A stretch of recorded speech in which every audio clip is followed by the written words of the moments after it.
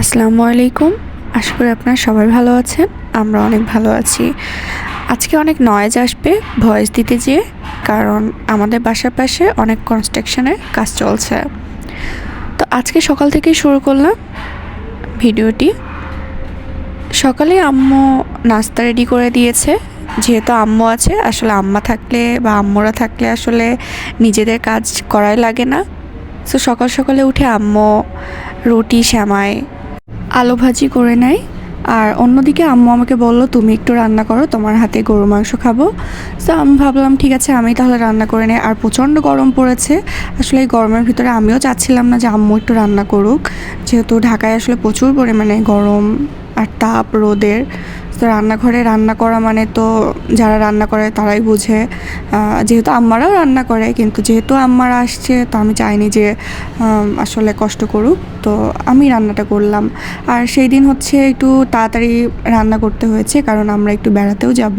ভেবেছিলাম সোনারগাঁয়ে যাব, কিন্তু আসলে যাওয়া হয়নি জ্যামের কারণে। প্রচণ্ড জ্যাম হয়ে যায়, মানে রাস্তায় জ্যাম হয়ে যায়, যার কারণে আর যাওয়া হয়নি। আর আমাদেরও একটু লেট হয় বাসা থেকে বের হতে।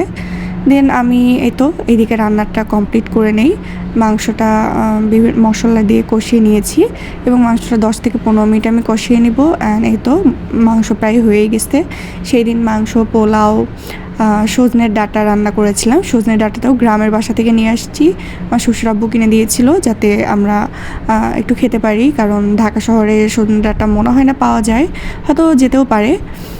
তো আমরা সবাই মিলে রেডি হয়ে গেছি, বের হয়ে গেছি অলরেডি। তো আমাদের এখান থেকে আসলে বাসেই যেতে হয়, খুব একটা এখান থেকে উবার পাওয়া যায় না। মানে কল দিলে আর কি ওনারা রিসিভ করছিল না। দেন আমরা তাড়াহুড়া করে আসলে বাসেই যাওয়ার প্রস্তুতি নেই। তো আস্তে আস্তে আমরা নিউ মার্কেটের দিকে চলে আসি।